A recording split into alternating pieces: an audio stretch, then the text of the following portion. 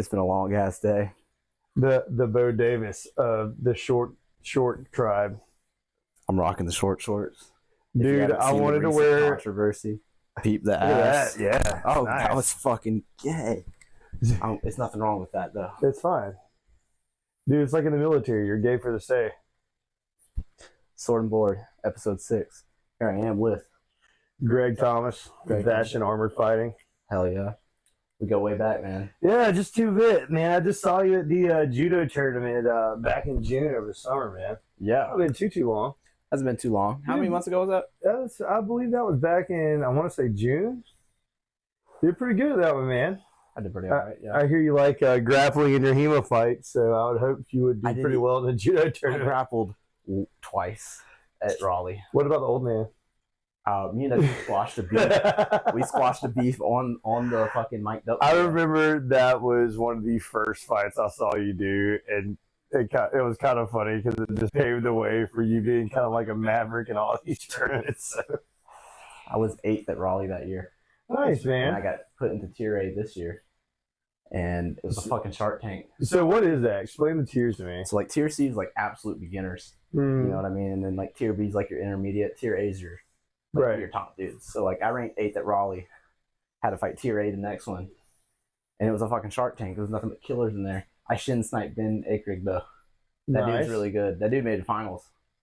It's a moral victory when you shin snipe someone. Shout out Ash for teaching me shin snipe. So as somebody who's done both Buhurt, dueling, and HEMA, obviously I know the difference because I played with HEMA as well. But yeah, like, how do you feel about the tempo? The tempo of HEMA? Between HEMA and Buhurt. So in the Southeast, we have this rule called excessive force. That really fucked with me in the beginning. I was racking up fucking cards left and right. So you get carded for excessive force?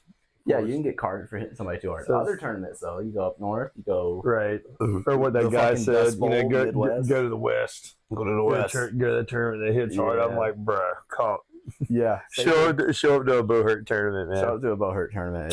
It's 10 times Or somebody baseball bats you in the face with a two-hander. The problem with HEMA is we don't have like anything but fencing match. Right. So like, I mean, if you want something hard, so yeah, if you get bonked, you better have a fucking nice helmet, an absolute force, or like a Wakuzi Cobra, the new shit, with the plastic back. And I can get it because we've had guys that were really interested in fencing, and when you do Buhurt, obviously Buhurt duels is.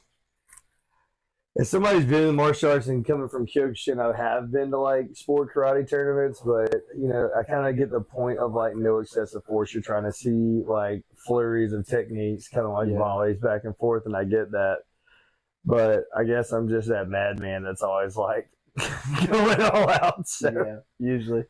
Yeah, that was me last year. So I changed it up. I wanted to be goofy for a few tournaments. And bro, relax those shoulders, man. You're hanging up in my house, man. I know. Yeah, no, I am. It's like those shorts are cutting off circulation in your brain, man. I'm tired. I've been having a migraine for the last 2 days. Been, Tylenol, all that shit to help out. It's been fucked.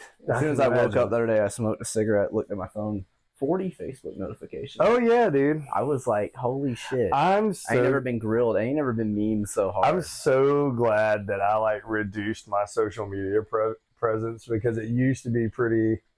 It used to be a lot, man. And then it's like I would wake up in the morning stressed out. I'd stay up to like 2 in the morning responding to everybody. You remember those days, man? Yeah, be in the truck hobbiting, man. Truck hobbiting in the driveway. God, engine off. Drinking whiskey in my truck at like 2 a.m. Drinking whiskey. Trying to respond to Facebook messages about the latest drama that's just happened. Yeah, it's nice being in the South.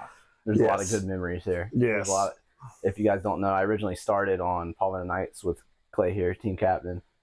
Split into Bastion, and then I fucked off and went and did HEMA. It's been a good long story.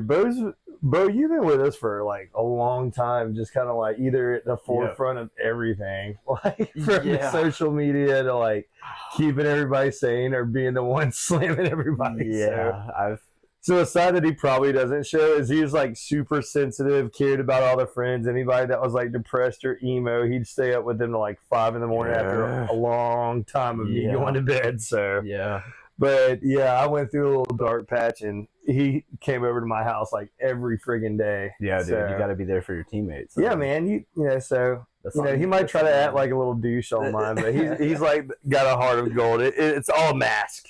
It's all a mask. It's all a mask. It's all a raccoon mask. It's all a raccoon mask. That's what this is for right here. People get the inside view. He's a furry. I'm not a furry. Fuck you, Cuddle Wolf. I'm not gonna go put on my friggin' furry slayer like friggin' Templar black Templar shirt. Oh god.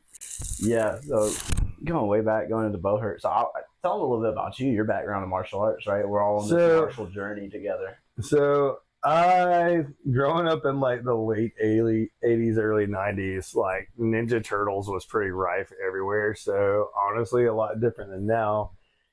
Got you into it, yeah, most definitely. That was Dan's. Most definitely, exactly, dude. Like we're like close in age, so like everybody watched the Ninja Turtles. There was like little McDojo karate schools all over the United States, everywhere. It was like super popular. They actually talked about it, how like Ren fairs are obviously a lot more popular in the U.S. Yeah. Because so people picked up LARPing and stuff like that just because it's more popular here in the States. Same as like, you know, Kyokushin, what I did was obviously a lot more popular in Europe and Japan. Just to do the rule sets. Yeah. Always the rule sets. Look at Thailand and how they run their kickboxing, you know. So I started in Kyokushin karate at age 5 and just kind of kept moving up through that. I competed mostly U.S. I did get a chance to go to Japan and train for a little bit, so that was definitely an eye opener. Which later on down the line would definitely help me with joining the military because basic training was like, other than the sleep, basic training was kind of a breeze getting through that. But yeah, I pretty much kept up with that. You know, I did a little bit of Taekwondo here and there.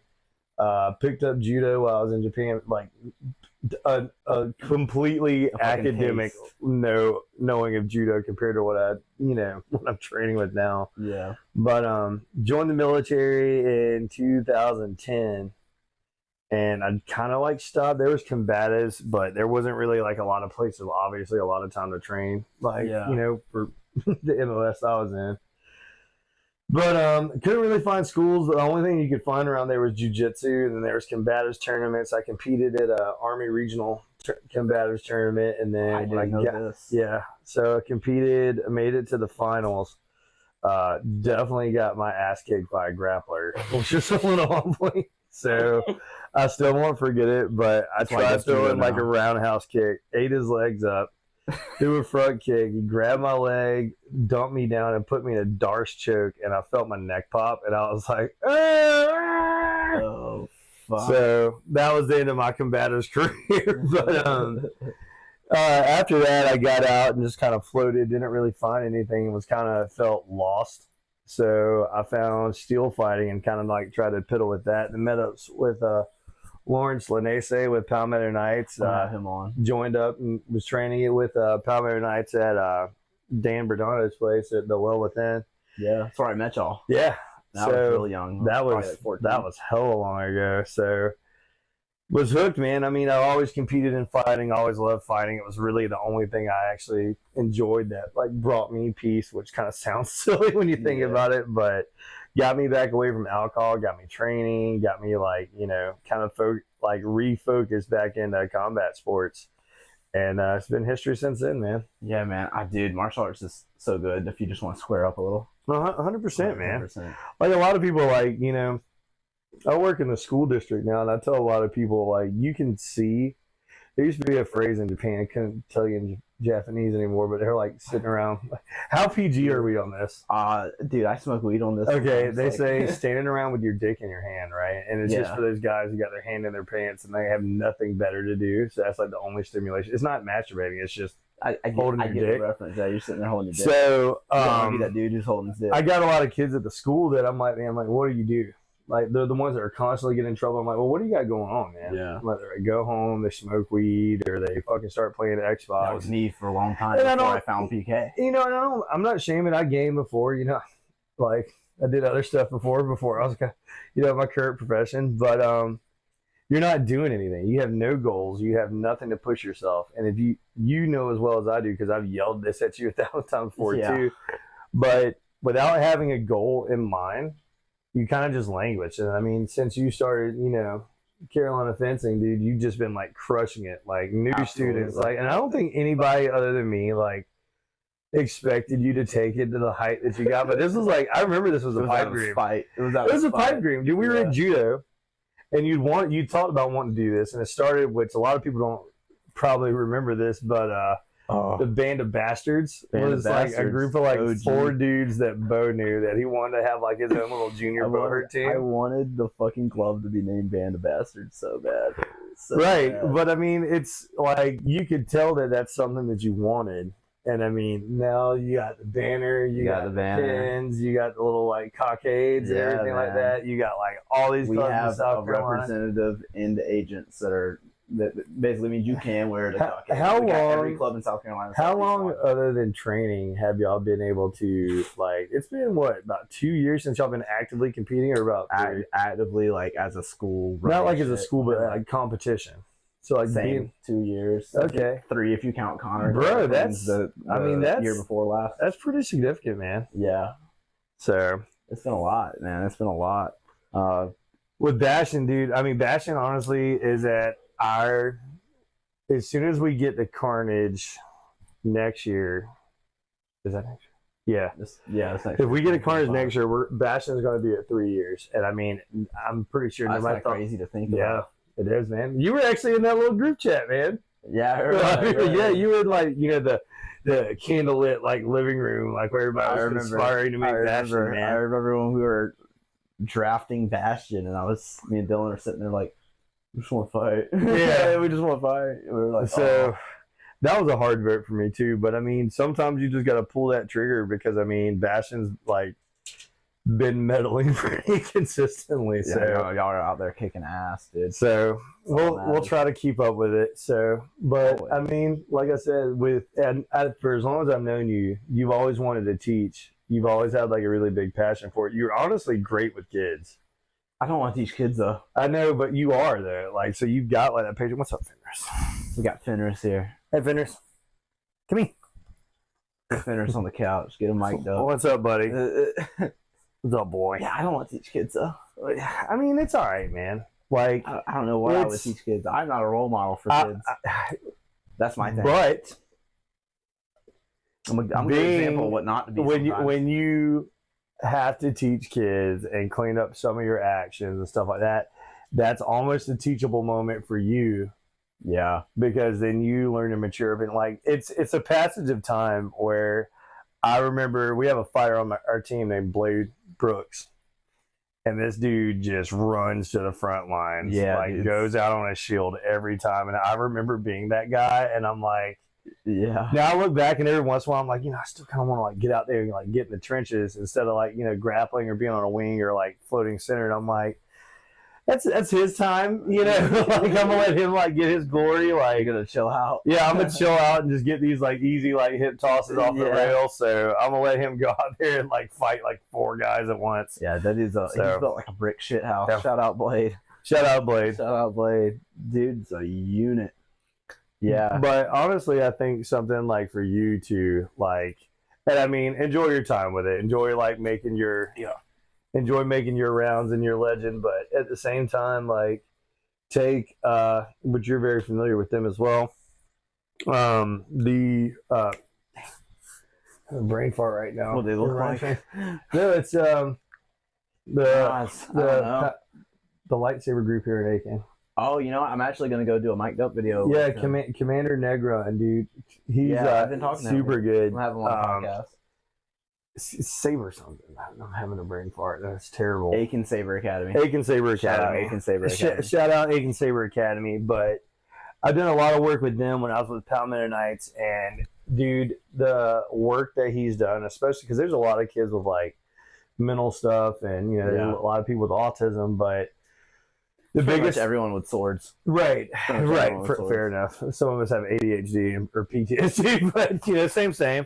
AUHD. Right. So, but what Commander's really done with that program is he's taken a lot of kids who never played sports, never did anything. Yeah. Honestly, probably got picked on a little bit, and he's giving them something instead of just going home and playing video games or being sad. That's kind of why I wanted to do with the club too. I was talking about this earlier. It's like I wanted to give nerds confidence. Right. Yeah, I have a handful of students, 14 and 15. It's hard to be maybe 5. It's hard to be a natural born alpha nerd where it's just like you crave violence and anime. Yeah. You ever watching Naruto? You got the fucking Sharingan. Right. Copy your instructor. Most definitely. Like, without a doubt. Hit me with a fucking duplicate and I got a fucking. I can go put on my freaking Naruto Hachigane in the truck right now. Yeah. But honestly, like, so something like that where he's taking a community and he's built them up and they're all proud they compete, you know. Yeah. A lot of them will, like, you know, graduate high school and go off to, like, you know, take a lot of that stuff that they were taught at Aiken Saber Academy and, you know, kind of take it for the rest of their life.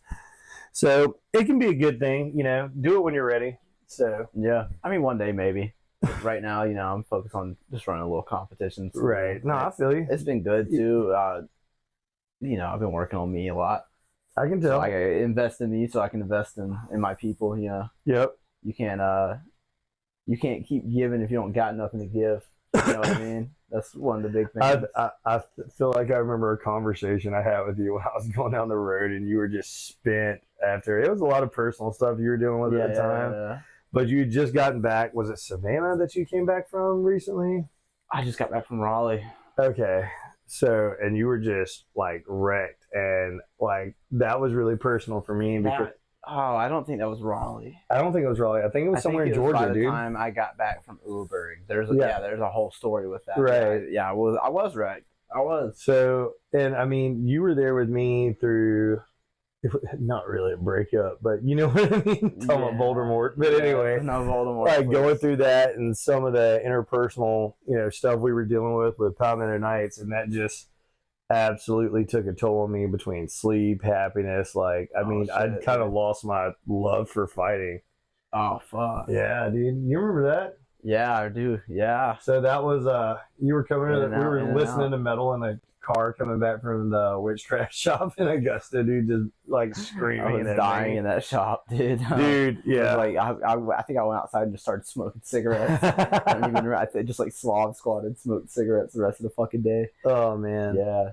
But yeah, I mean, if you let the, which might be a little prevalent now, but if you let the politics of the game reshape like what your idea and like how you perceive, you become a different fucking person. Right, dude. Yeah, you're not even a fighter, you're a fucking politician, you know what I mean? I don't want to be a politician. Right, I don't want to be a fucking politician either, dude. I've already been mean, man. I've already been right, dude. So I mean, shorts, like when we reformed Bastion, and I even had to reaffirm that with you when you called me with like all this other stuff. I'm like, Bastion is a fighting team who shows up and fights. Yeah. Could we make money? Could we do different demos? Absolutely. But as of right now, going to tournaments and competing and winning and fighting and stuff, like that's kept the guys docile. And fucking Kyler's killing it on social media. Dude, Kyler just got his brig. Kyler just got his brig coming in from Mercy. So like, yeah, we're low on numbers, but it's like that steady grind. Now we got, you know, Sensei Travis with Bulldog Judo coming out to compete. So absolute beast of a man. Buhurt's a big man sport. Yeah, it's big. It's big. Being a little dude in a big man sport sucks. Hey, well, I mean, you were too terrible. You got a pretty good kill on it yourself at Trey's, man. I was kicking some ass. Shout out to Trey Sutter, Battle Dad. Oh, we fucking love Trey. Yeah, I saw Trey at a SCA thing a little while back. Yeah? Yeah. Where was that at? Yule Toy last year. Yeah, I did a little video on it. That was the one we got kicked out of because our Buhurt gear wasn't safe for steel fighting. That was that one guy. I can't remember his name. But Trey was pissed. Larry was pissed. Fuck? We were there doing the experiment for steel fighting for the SCA. It was years ago. That's actually how I met. That's how I met Steve Bessonnet, because him and I don't think Shooter may have come out, but I didn't really know him like that back then. Yeah. But yeah, no trade. Like, I miss that dude.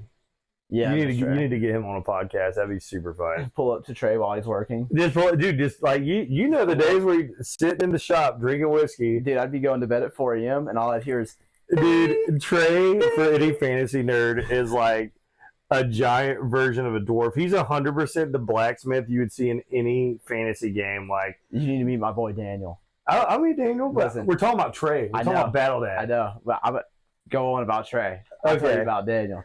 So this man would literally shape the steel first before he'd hammer it out just by squeezing it with his fingers, man. Remember when he bent that fucking ice falcon pauldron with his hand? Oh my god, yes. I remember being punched by him, and you're like, I think I just lost like 2 years off my life. So every punch from Trey. So tell me about Dan. Oh, so Daniel, right? He's a warrior monk. This man, he wakes up. He goes to work. You know what he does for work? He's a blacksmith. That's in Charleston. Cool. That's sweet. So, and he's made his own armor, and he fucking hated doing it, so he doesn't do it anymore. But he wakes up, he fucking works all day, right? He's a blacksmith. Right. He goes he goes home. He forgets that he has to eat. This man doesn't have to eat. He's an absolute unit, right? He fucking goes to jiu-jitsu class. He stays up all night reading Fiore, goes to work the next day, goes to practice, teaches a bomb-ass fucking class. I mean, this dude eats, sleeps, breathes, shits, fucking, like, fighting. He is an absolute sponge. I've taught him things, and he hits it on me the same day. I'm like, you motherfucker, I'm not teaching you shit. You know what I mean? I get pissed off. I'm trying to think. You said he's in Charleston, right? Yeah. Have you met Charles Privet yet? So when I got an active duty, him and a guy Stuckey used to run like a HEMA club in the Charleston area. It might have been like early days of the Scala. I don't know. I'll show God, I'm trying to be like the Joe Rogan podcast. It's like, Jamie, pull it up. Jamie, pull that up. It's probably the Scala. That would make sense. It would make sense. I forget. JD Conway? I don't think he's always with it, but I'll show you a picture of it. But he's real big in the HEMA. Conway? Bro, I wouldn't know. Oh, shit. But I know that's who trained Charles Privet. So he was a staff sergeant at the time. Let me look at these mutuals. So he was really big. That does me no good. Yeah, I was about to say. Yeah, no, add him up, dude, because he's really big in the history of it, too. So was Stuckey. So that we tried to get Stuckey into Buhurt. Charles, was... As typical HEMA guys I meet, they're like, I don't really like it. It's just like guys smashing each other with weapons and armor. And I'm it's fucking sick, though. I'm like, but bro, like on a big melee field, that's absolutely what was happening. That's what was happening in the melees. If you go back and read The Greatest Night, it's about Sir William Marshall. I don't read. The Greatest Night Ever Lived. I can't remember the name of the book, but yeah, dude, guys were just out there smashing helmets on their heads, stealing their horses, man. It was what the grand melee was a bunch of dudes on horses like riding out there, like it wasn't like a joust, but they were using lances. The goal was to basically just like unhorse or like just absolutely beat the piss out of your opponent, and then take his horse, and then you held him ransom. So it was like you held him ransom, like the order of chivalry and all that. Like you would take him, like he actually used to have a trick where he would grab the reins of another knight and like drag him back and be like, you tell your squire, your support, basically. Like, hey, hold this knight ransom for me. And the ransom was like, if you beat him, you took his horse. So you get to leave with like, that was like your Lamborghini. You know what I mean? No, it was really like a Lamborghini, a fucking pineapple. People would rent out pineapples for people to carry around all day. Why? Because they were fucking sick, bro. What? Oh, yeah. Because they were like, you couldn't get a pineapple. Like nowhere. That makes sense. I mean, I guess like pirate days, you talk about fucking scurvy. Now it's like we had somebody get scurvy a while back, and they're like, "Who the fuck gets scurvy?" Right? They're like, "Who the fuck gets scurvy anymore?" In this like modern age, bro. You can go get like a lemon popsicle. You know what I mean? Go get a lemon. Yeah. Go to the grocery store. I went to buy oranges for my mom. My high ass bought grapefruits. Oh God! And I brought home grapefruits and peaches. Like, here's these oranges and peaches, dude. Mom. She looked at me like I was fucking retarded, dude. Fruit level pranks by far are the best pranks. I was in California for training before we went to Afghanistan, and so you probably didn't know this, but part of my family on the Thomases on my dad's side are California Thomases, and they're exactly where I should have grown up and been. Like, your dad gives me like Asheville vibes. The way I act, everything's just California. It's his uncle. He's an 82nd Airborne guy. So like, holy shit, I'm exactly like those guys. They're wild, perv, just like talks mad shit. And he's like this old 82nd Airborne guy, man, like picking up girlfriends back in the day, left and right. And I'm like, oh shit. That's fucking hard. So anyway, they thought it'd be a great idea to give me like 40 friggin' grapefruits. And I'm just like, I'm in uniform. I'm in like a weird tent, you know what I mean? So I'm like, what the fuck am I supposed to do with grapefruits? They're like, hey, can we take them out of the town? They're like, yeah, it's cool. It's the last week anyway. Yeah. So they took me out through like Cali and all that shit. That's fucking Well, sick. I left these fucking grapefruits back in the barracks, man. So like all the guys that didn't go with me, I came back and there were grapefruits like stuffed in my sleeping bag. Like there was a fucking grapefruit like zip tied to my freaking bunk, dude. It had like a little face. There's pictures of it. Oh, dude. It's so wild, man. But like everybody just like bashed grapefruit, put it at the bottom of my rucksack, and I'm like, I'm finding this shit like a month before I'm getting ready for Afghanistan. There's like rotten grapefruit shit at the bottom of the ruck, and I'm like, all right. But it's good times, man. It's good times.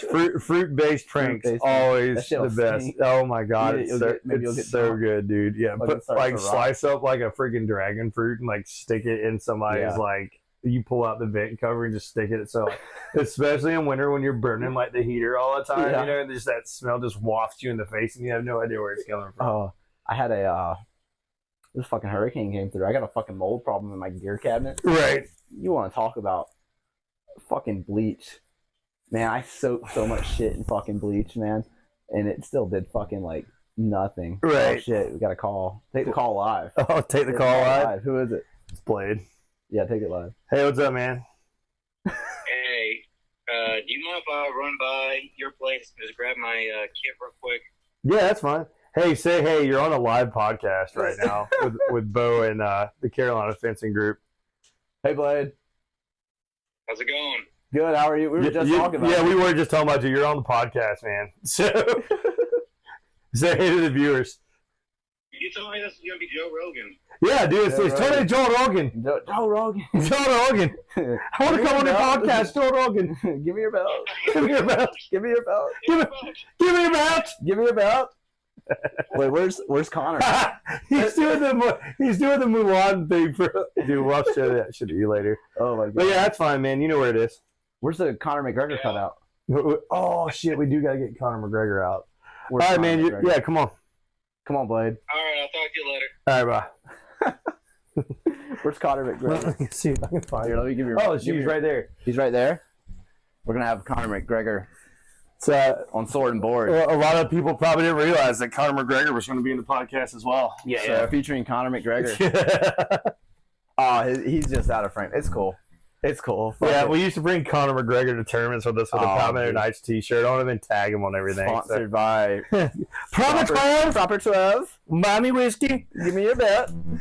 He tagged the Notorious one in the podcast. Shout out to Conor McGregor. Shout out Conor McGregor. Shout out Joe Rogan. So, something we were talking about on me, Dan, and Seafood been doing a little something that hasn't released yet. What keeps you motivated to keep doing this shit? What keeps you motivated to keep fighting? Because I know it's been such a conflicting issue with you throughout the years. It really came at like a weird point, especially with Buhurt, because a lot of the guys that I'd kind of looked up to, like, you know, Colin Campbell, Samurai. Fucking went to Australia, dude. Right. Johnny Porter's still kicking around, but he's just so far away in the tournaments. Like, you know, back when I started, there used to be 3 tournaments a year for HMB, and it was usually a tournament up north. When I first started, I'm trying to remember the name of that tournament. It was ITOC, International Tournament of Chivalry, and it was up in Springfield. Okay, I haven't heard ITOC in a hot minute. Yeah, so that was my debut to real melees. So there was a tournament up north, like kind of East Coast Northern tournament.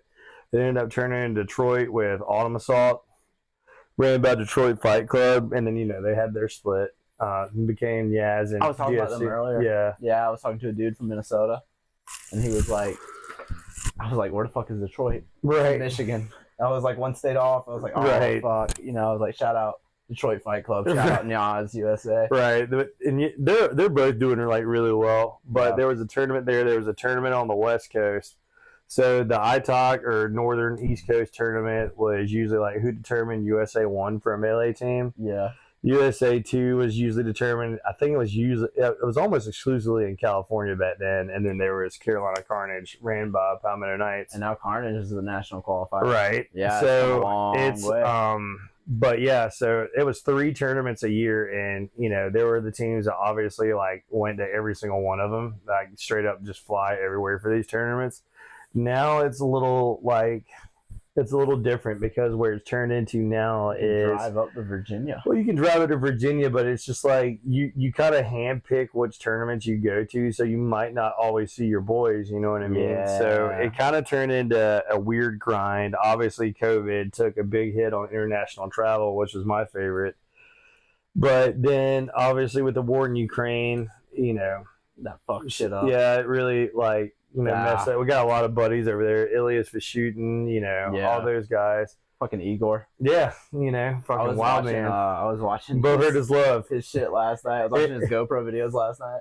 Dude, Buhurt is love until you attack my country. Yeah, pretty much. I turned into an absolute murderer. Yeah. But yeah, no, I would argue to say, in my personal opinion, it's better overall, especially for new and upcoming fighters. For some of us, like older guys that remember like the glory days, if you'd call it glory days, I do kind of miss having less but more consistent tournaments because you were able to plan out like ahead in advance. You know what I mean? For a long time, so it kind of made it easier for people who work a lot. But it was nice. I think what kept me motivated, because especially with all the stuff that went down, finding Bulldog Judo and finding a medium to be able to fight outside of just steel fighting. Yeah. Because I know whenever you got into judo, that was like, oh yeah, I'm fucking sticking. Yeah, front line was where I started at, and that wasn't as great at the time. But then I went over to Bulldog Judo, Sensei Graham, Sensei Travis. At the Warrior Warehouse originally. Warrior Warehouse. Shout out to Warrior Warehouse. Yeah, shout out Warrior Warehouse. Beast Mode Killers. Beast Mode. And then met up with Marlon and just started training pretty hard. And that really gave me like something to focus on outside of which at the time, Bastion was like getting ready to form. We had that really bad Dragon Con. Yeah. So, Bastion pretty much formed after that shortly. And then it was just, I don't know. I think it's definitely for steel fighting is watching the guys create like their own memories. So like going out to Virginia and, not Virginia, it was Tennessee, Knoxville, and taking first place and just like the guys just like looking in like bewilderment, like, did this really just fucking happen? Yeah. Christine had actually was, giving Blade a yellow card for, I guess, punching the back of the neck or something. Yeah. Which, that happens. I didn't disagree with her. I was like, I might have to see footage because I didn't know how far along we were in the tournament. Yeah. And I was like, I'm not being disrespectful. She walks off and Suiter's like, what the fuck are you talking about, dude? Like, we're like, this is the last fight. And I was like, man, fuck that, Blade. You get a yellow card. Man, like, if you eat that yellow card, we're going to get this. Shut the fuck up. So, and then everybody just like, I saw like friggin' Brandon and Dylan like getting drunk and like hanging out. And I'm like, okay. So like the mood was greatly improved. Obviously, Grapes of Wrath was a fucking Agincourt level mud slog to where like there were no runners. Like the mud was about like runners like a foot deep. Ran. None of us could run because you'd fall. So we're all like grandpa walking up. Like it was like really, really slow paced. That was me at Uberg on the second day. I was barefoot both days. So I couldn't walk after that. I fucking ate shit. But even then we took second place, and it was like just a good day. Like the morale was high, even though we were like covered in mud and soaking wet. Drinks flowed. I actually knighted Ian that night. So for real? Oh shit. So I miss Ian, dog. So it's funny. So you bring up Warrior Warehouse too. That place was a big motivator for me to keep going. I love the warehouse so much. I mean, I'm so grateful to Lance for letting me like start the club there and everything. Oh. We might be doing Midlands there. That's dope. Coming up. I asked him, he was like, yeah. That's kind of the end of the conversation. Yeah, Warrior Warehouse is just a good place, man. It's got a good energy, I love what Lance does for the community. I mean, I seem to remember that conversation being like, Bo, because you'd come to Kendo with me on that brief journey we did with that. Yeah. You took it a little bit further than I did, but yeah, that they're like, hey man, come do judo. Come work out someday. No, man, I hate that. And then you did. I'm like, just shut up and do it. Do something. And then you went out there, and it's just like you're out there like 5 days a freaking week, man. I'm still going out there maybe like 3, so it's a little more of a drive for you, right? But it was just like you were like hardcore, like your body had like a complete like transformation. You had shoulder muscles shaped up, dude. I'm telling you, yeah. I thought I was. You were like Goku in the hyperbolic time chamber. You just came out like chatted out, man. It was lit, dude. Man. We used, the beast mode. Yeah, I used that in tournament. Oh yeah. Marion was fighting for first at Queens, and I shot beast mode. A little Asian chick, probably like 100-something pounds. Right? Yeah. Kill us! I'm like, is that the girl that's on the picture that you have up for auction right now? Yeah. It was fucking sick. She did it at Florida originally. She like mumbled under her breath like "kill us," and then she would go in. Dude, and then at Queens, somebody else is ape shit. I looked at your donation day. Everybody, check out Bo Davis's. Yeah, go donate to St. Jude's. St. Jude's. If we reach 10 grand, I won't throw on short shorts open. I won't do it. Everyone's bitching about their insurance. I was like, if nobody's donated more than me, like that picture's absolutely coming in, being put in the room, dude. Oh yeah, dude. Chris bidded 50 off the rip. One of the Swordwind guys. Shout out Chris. Chris made like the OG Raleigh meme. You see the. So is this picture going to St. Jude's or is it going to whoever? It's going to whoever, and the money goes to St. Jude's. Shit. So they donate the money to St. Jude's. I mail them the picture. All right, sweet. I'm gonna wait to see who bids the highest. Just like the push-up challenge back in the day. Yeah. After the tournament's done, I'm gonna look at the highest bid, and then whoever the highest bid is, it just goes to. I gotta see if I can get some guys to go up there and do that. That'd be fun. I'll frame it too. I got some. Hell yeah, dude. It's kind of big. I don't know if I can frame that big. I'll go to Dollar Tree. There you go. I'll have a big ass frame for it. It'll be sick. Yeah, I was like, we should sign this and do something with it one day. And then so everyone was grilling me over the short shorts, and I was like, fuck you. I'm a 20-year-old with nothing but time on my hands. I do the shit full time now. So I was like, I'm doing my own fucking tournament, You've man. never been scared of showing skin, dude. I swear to God. So Remember the locker room? A story that he probably hasn't said or told anybody in a while was he was underage, and I used to take him to Gold's Gym with me 16, to get yoked up, and he would take his clothes off in the locker room and run up and down calling everyone a pedophile because they looked at him. Yeah. This is the kind of shit I've been trying to work with since I was early. It was funny. It was funny. It was a good memory. Good fun. You showed up to Dad's house wearing that red mawashi that you learned how to tie after you were going to Kendo. The fundoshi. Swimming in a red fundoshi, very traditional. The only way to. Dad was like, that motherfucker will never be at my swimming pool wearing that shit ever again. Because all you see is like dick and then ass cheeks everywhere. Just all my ass hair spilling out. Imagine so mawashi is what sumo wrestlers wear. So fudoshi is honestly really the same damn thing. It's the same thing, just skinnier. It looks like a rope around your waist and ass, and then you just have like a loincloth. It's a traditional loincloth. Yeah, I wear it under Hakama sometimes. Oh my God, it's comfy. I bet. I made you one. I never wear. No, you did not. I thought I made you one and brought you one. No, make me one. You didn't make me one. I'll have to make you one. Oh my God! I'll cut you a however long piece of fabric. you can roll it up around your cock. No, oh my God!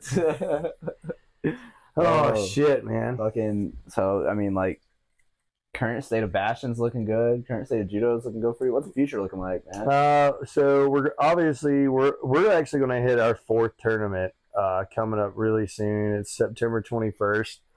It's going to be up in Maryland. AMCF's running it.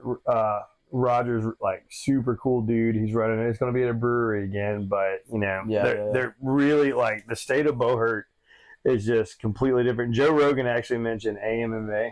I seen that. John Jones fought in AMMA. I didn't know that. John Jones is in armor getting his ass whooped. That's so wild. I'm pretty sure that was John Jones. So he's doing side quests out here, guys. It's definitely noticed now, like the sport's on the mark, and that's been 100% for some of these new guys.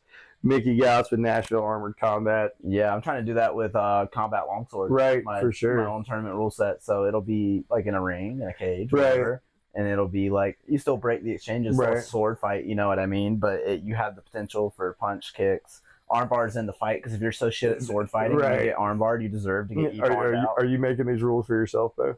No, I don't compete in it. I don't compete. Got you. I was like, you're like, heavy grappling. No, I'll probably fight at Short Shorts Open. Right. Because I fucking, you have it's to, the man. meme. You're the final boss. It's a self-call tournament. You're the shortest of short shorts.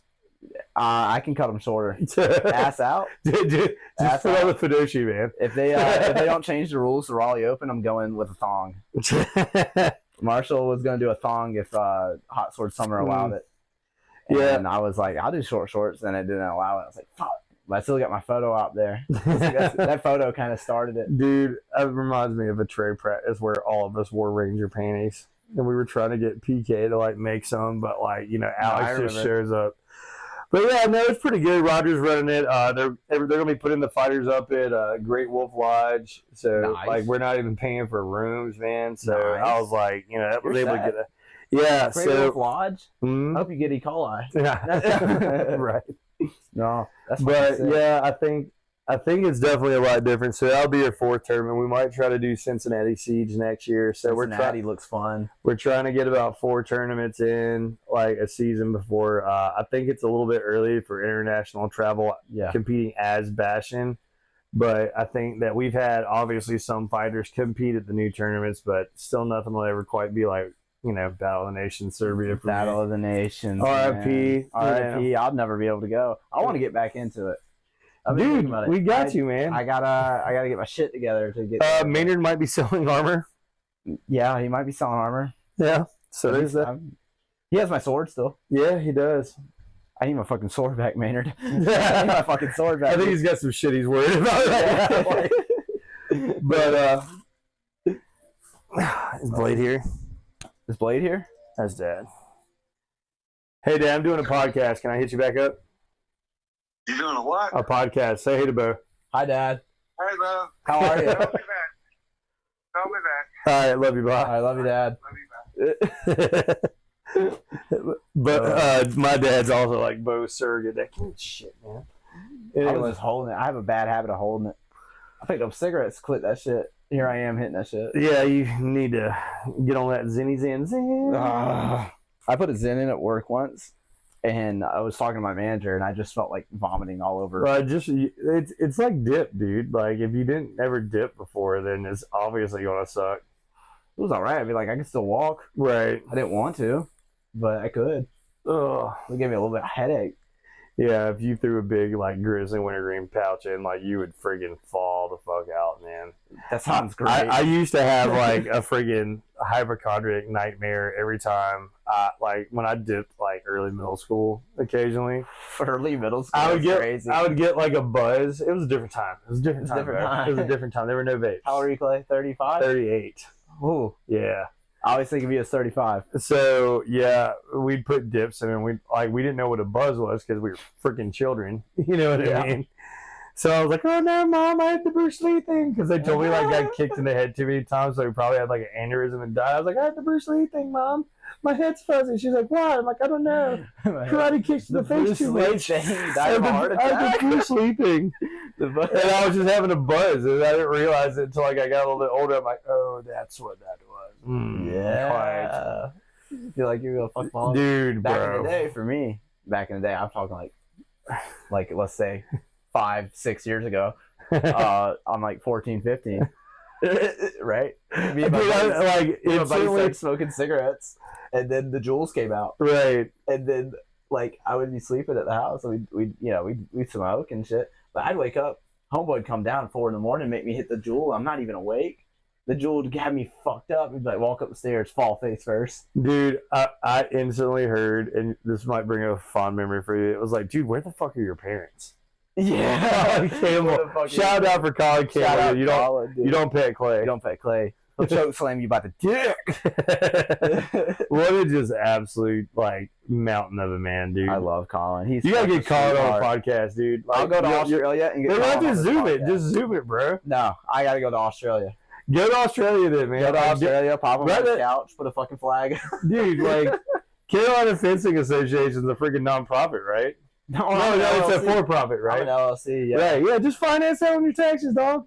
Hell yeah. Yeah, just fly out to Australia, like, fucking have a capybara, like, right there in the podcast with you and Colin. That sounds fucking sick. One of his fucking house lizards. Right. One of his fucking rodent lizards. Some gigantic, like, freaking spider just, like, walks down the wall. Yeah, the fucking, that was my favorite video ever when Colin, like, moved to Australia, and he's like, we don't get fucking mice. And he pulls out this fucking lizard that's like yay long, and he's like, "Oh, dude." He's like, "Oh, dude, let go of me, bro." And I'm just like, that's the most Colin shit ever. Dude. Colin's such a dude. I remember when Colin got off the plane, I thought he was drunk. He was just from fucking what fucking Washington. He was just from Washington.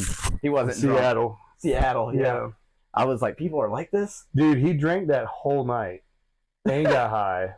You know, and went to bed at like... I smoked him up. Yeah. You know what he told me? I fucking love bunk weed. Dude. He's like, your weed sucks. I love it. And I was like, I don't know how to feel about that. Like, the first time he ever saw me, he's like, "Oh, where's your kit from?" I'm like, "Oh, it's like 14th century Italian, I guess." I didn't know shit back then, you know what I mean? Yeah. And he was like, "Oh, dude, like, yeah, I hate my kid. I just want to spit on it sometimes, bro." And I'm like, who the fuck is this guy? Why do I instantly feel kinship with him?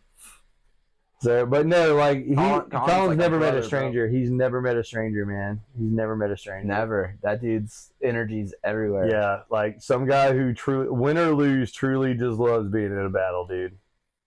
And you'll know it every time you fight him, dude. Every now and then, if I watch the 150s or something, I'll see Colin in the 150s. I'll go, "Oh shit!" I'll see him break a line. And just go ape shit every time.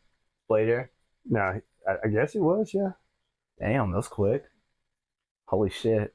He didn't even come in and say, "Hey." No, he's super mission oriented, man.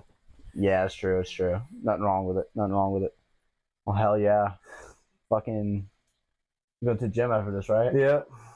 I'm about to film it in the short shorts. This is you have to film it in the short shorts. Maybe we'll see that girl that you pissed off that one time. Yeah. They're like, have me sign a contract at like 18 or something. I think I might give you a t-shirt to wear. Just, oh shit. Oh, whatever. Hey, what's up? What else did I leave? All I left was my brake. I thought you had your helmet in there too, and your arms and shit. No, all I left was my brake because all you're gonna do is supposed to patch it up. Yeah, I got you. We're probably gonna have to do that with glue because there's quite a few places that need that patching. So yeah. I mean, I'll probably just have to do it tomorrow when I go to Dylan's. If you're off right now, if you want to slide by, if you want to slide by and grab some fabric glue from Hobby Lobby, that would definitely be helpful. Some what? Fabric glue and some tough like black cloth canvas. I can work on that for you tomorrow too. Alright, that's fine. Alright, we're about to finish up the podcast. Give me your belt! Blade, do it. Do it. What? Give me your belt? Do the true Danish mermaid. Awesome. Just a honey boots. It's just a honey boots. What the fuck? Fucking bitch. Alright, brother. I love you, man. That's just told Jacob. Put on your dress. Alright, bro. We gotta get you for a podcast. Yeah, we got later, man. Fuck yeah. Alright, I'll talk to you tomorrow. Later. Peace. What a joy. What a joy that man is. Oh, man. Oh. Yeah. Well, shit, man. It's been fun. You ready to go hit this gym? Yeah, ready to go hit the gym. Absolutely. We'll see you there. Alright, bro. Good talking, y'all. It's fucking leg day. To everyone that was talking shit. Coming off a fucking injury. Coming off an injury, leg day. You got it.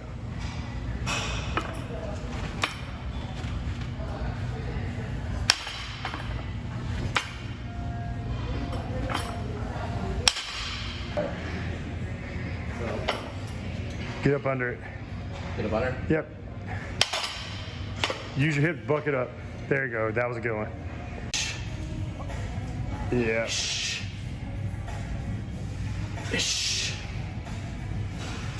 Ish. Little short shorts, legs lifting. Yeah.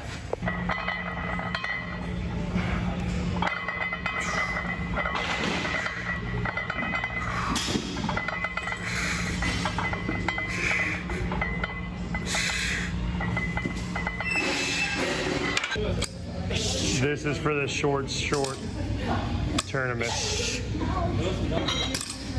Get those chicken legs as that one Hema weirdo guy said about. Dude, don't make me laugh. I'll pass. This is for Fiore. This is for Musashi. Oh, I definitely.